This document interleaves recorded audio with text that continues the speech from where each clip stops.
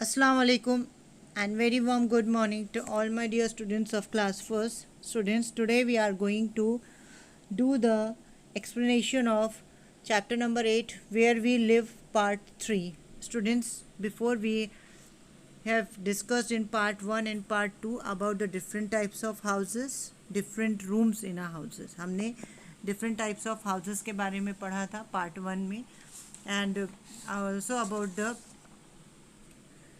different type where we live, how house protect us. This we have read in the part 1. Then in part 2 we have learned about the different rooms in a house like bedroom, bathroom, then dining room, drawing room, kitchen, or about all this we have learned in part 2. Now in part 3 we will going to learn about the how to take care of our house. हमें अपने घर की care कैसे करनी चाहिए हम उसके बारे में पढ़ेंगे. Looking after the house. So students, open your EVS text book, page number 37.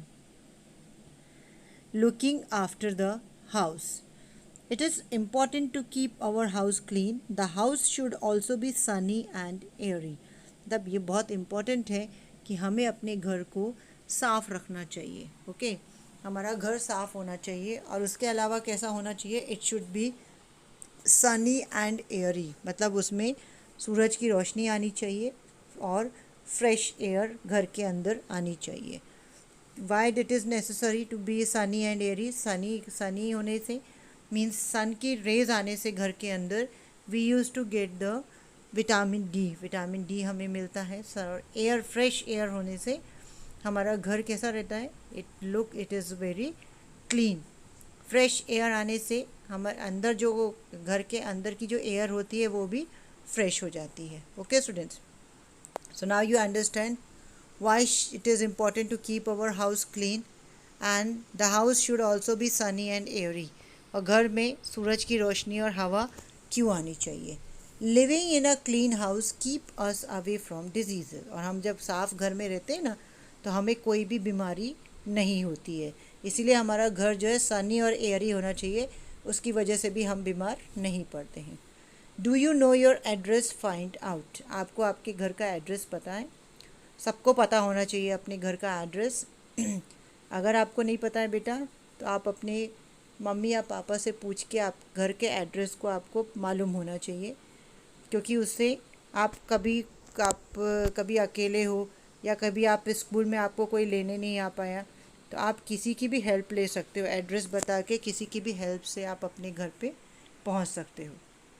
So it is very important to know our address. हमें हमारे घर का एड्रेस पता होना ही चाहिए. Okay students, now what address समझते हो आप? एड्रेस किसको बोलते हैं? लाइक द हाउस नंबर, आपके घर का नंबर. फिर आप कौन सी सोसाइटी में रहते हो, किसके किसके घर के आसपास या आपके घर के आसपास में कोई शॉपिंग कॉम्प्लेक्स है या कोई स्कूल है या कोई मार्केट है, वो भी आपको पता होना चाहिए. Okay, now we will move forward on next one. What is the next one? Knowing is fun. Now we are going to talk about a different type of house. ये एक अलग टाइप का हाउस होता है. ये कहाँ पाया जाता है? ये जहाँ पे बहुत बर्फ़ गिरती है वहाँ पे ये हाउस पाया जाता है. Some houses are made of blocks of snow. जैसे कि हम अभी हमारा जो घर बनता है ना वो काहे का बनता है? ब्रिक्स का बनता है, ईंटों का बनता है. ऐसे ही इग्लू जो है वो काहे का बनता है? Blocks of ice. आइस जो बर्फ़ होती है ना, बर्फ़ के ईंट होती है, उसकी हेल्प से इसको बनाया जाता है. और इसका शेप आप देख रहे हो ना, गोल है बिल्कुल. And what is the name of this house? The name of this house is igloo. So if the question is asked to you, अगर आपको ऐसा क्वेश्चन पूछा जाता है व्हाट इज़ इग्लू, तो आप आंसर क्या लिखोगे? Houses made of blocks of snow are called igloos. Okay students, now you understand कि बर्फ़ का जो घर बना हुआ होता है ना और राउंड होता है शेप में, उस घर को क्या बोला जाता है? That is called the igloo. And the people living in this house, और इस घर में जो लोग रहते हैं ना, वो बर्फीले एरिया में जो लोग रहते हैं और इस घर में रहते हैं, उनको क्या बोला जाता है? एस्किमोज़. जब आप बड़ी क्लास में जाओगे तो आप इसके बारे में पढ़ने वाले हो. Okay, now we will see the textual exercise. Name 2 things found in these rooms. आपको जो पिक्चर है सामने स्क्रीन में जो रूम्स दिख रहे हैं ना, किचन, बाथरूम, बेडरूम, तो किचन में आपको कोई भी 2 चीज़ें लिखनी जो किचन में फाइंड आउट होती। तो मैंने गैस स्टोव और यूटेंसिल्स लिखा है। You can write something else, many things are there which we find in the kitchen, so you can write that also. Then in the bathroom I have written soap and bucket. You can write another thing, shampoo also you can write mug, you can write towel, anything you can write. Now in the bedroom we used to get, in bedroom we get the bed and lamp. So students who all are not joining the live classes, or the students who are joining the live classes but didn't written this, they can see in this video and complete their work. Okay, now see the next exercise on the same page. This is also on the page number 38. Take these to the rooms they belong to. हम अभी आपको जो चीज़ें दिख रही हैं screen के ऊपर, कौन सी चीज़ कौन से रूम को बिलोंग करती है वो मैंने आपको मैच करके दिखाया है, और उसके ऊपर मैंने वो कैपिटल वर्ड्स भी, उसके जो जिस रूम को वो बिलोंग करते हैं उस रूम का जो फर्स्ट वर्ड है, फर्स्ट अल्फ़ाबेट है, उसको भी मैंने लिख दिया है. So it will be easy for you, आप उसमें कंफ्यूज नहीं होगे. Okay, so see the first one, bed. Bed हमें कहाँ मिलता है? We find it in the bedroom. Then second is gas stove, we find it in the kitchen. Then sofa, we find it in the living room, drawing room or living room, both we can call it.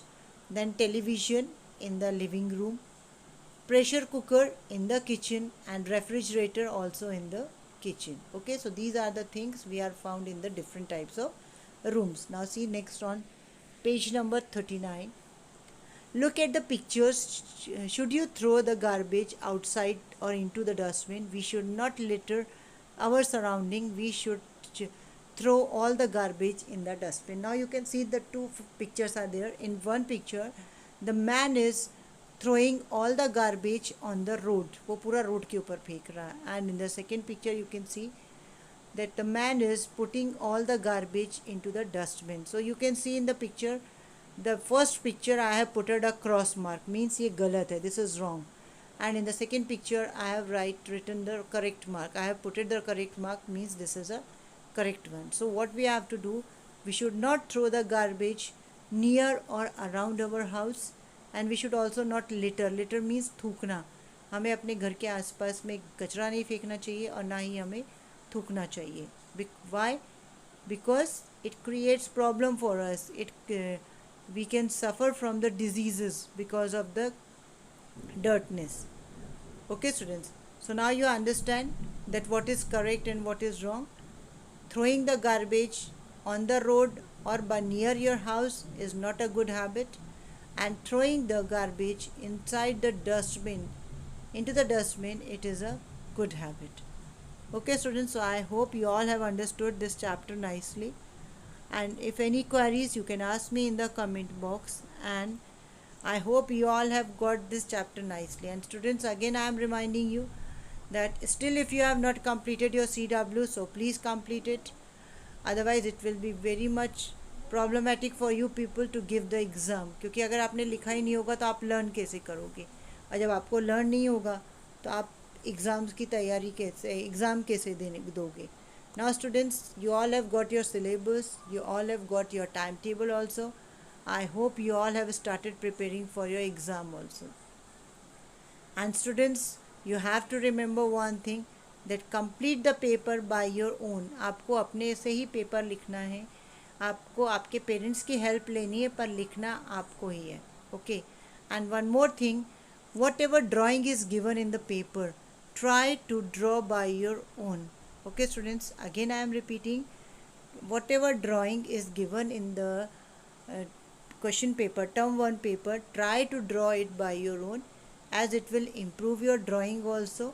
And you must, and if you are in the school, then who will draw for you? अगर आप school में होते तो कौन draw करता आपके लिए? You yourself has to draw it ना.